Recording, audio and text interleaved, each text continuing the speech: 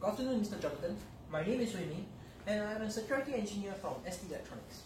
Today I'll be presenting on my recommendations on purchase of ECAT. To begin with, let's take a look at the agenda for today. First, I'll be going through an overview, the objective of this presentation, the methodology for investigation, the investigative scenarios, the comparison between ECAT and freeware tools, as well as the strength and weaknesses of ECAT and freeware tools, followed by the recommendations, and finally, a summary of this whole presentation. Now, let's take a look at the overview. So, ransomware actually affects company by encrypting important documents on the machine itself, and this actually denies access to those important documents like contracts, and this will actually affect companies a lot. And hackers can actually demand a huge amount of money in order to decrypt those documents for them. So let's take a look at the objective for this presentation.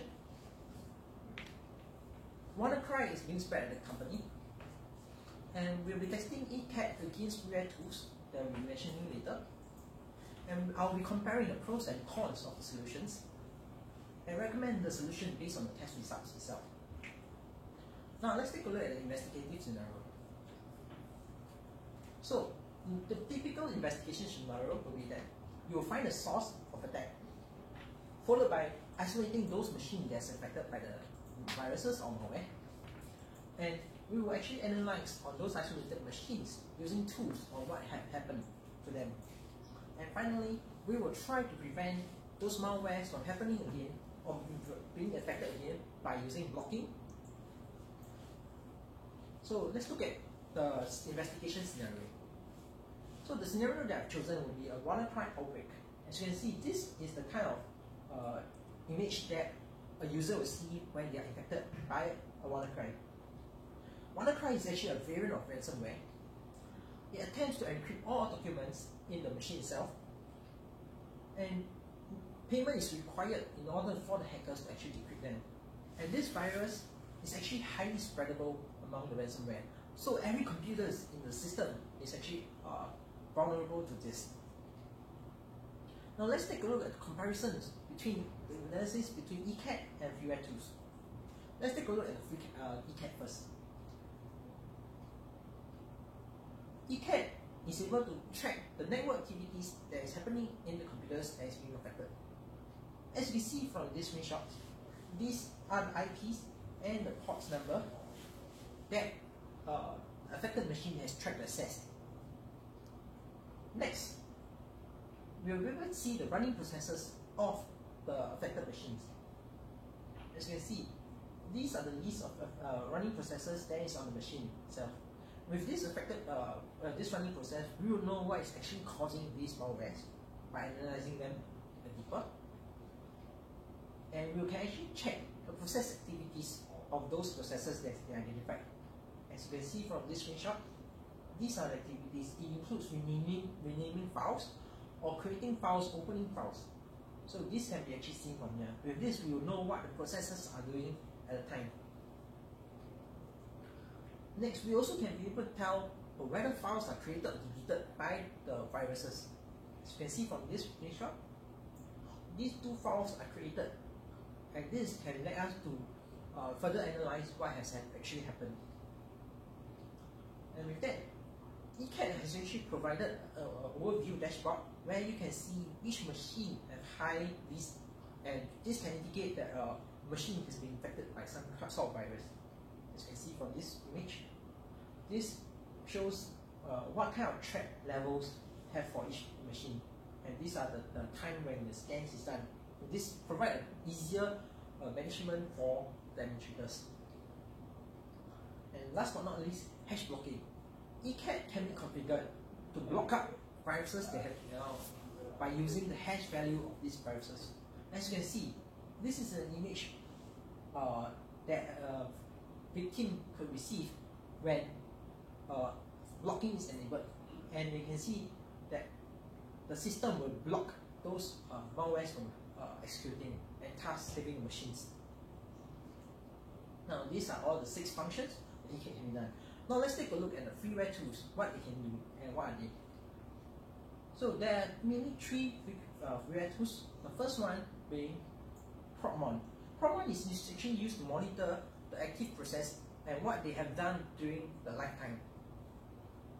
As you can see from this screenshot, this is what they have done throughout. And yeah. Next, we'll be looking at Process Hacker, which is used to track the list of process or sub-process that is being created. As you can see from this picture, WannaCry has been executed, and these three are the sub-processes that WannaCry has created. And finally, Wireshark.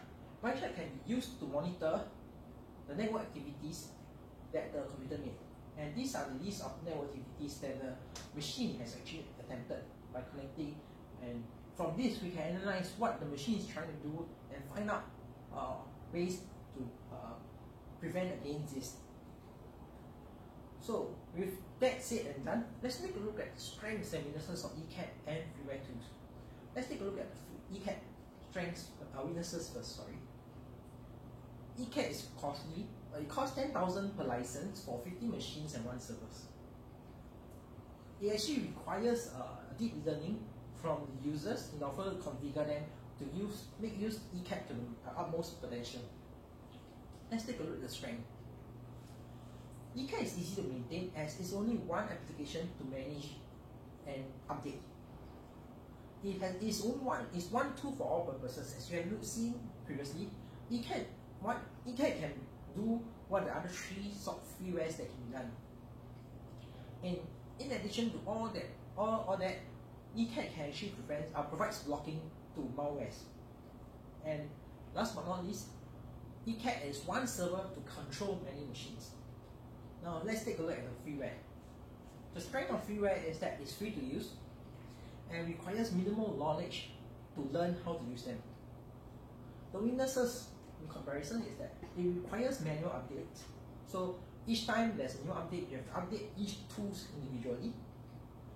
And it requires many tools to achieve similar results to ECAT. And it only allows investigation and not blocking, as shown before. And finally, it requires installation on all the machines one by one, thus taking up more time. With that said and done, let's take a look at my recommendations. Before I go into recommendation, let's take a look at the cost benefits. So one machine, the cost to decrypt per machine is $405. So for a total of 50 machines and 1 server, it will be $20,655. And so the total savings when you use ECAT is actually a great amount of $10,655. And this is not just all. $10,655 is just on WannaCry. ECAT can be used to protect the company from other viruses and malwares, and this can actually bring up the total savings. And ECAT freewares actually require more manpower compared to ECAT, as you require more manpower to install investigation tool on each machine, and it does not work as well because freewares does not allow blocking, whereas ECAT does. So in conclusion, my recommendation is to purchase ECAT. With all said and done, let's go through a summary of what went through today. So I went through the overview of this presentation, the objective of this presentation, the methodology for investigation, the investigative scenarios, followed by the comparison between ECAT and freeware tools, the strengths and weaknesses of ECAT and freeware tools, and finally I've given a recommendation to purchase ECAT. And with this, I end my presentation. I hope this has helped you to make the decision to purchase ECAT. Thank you.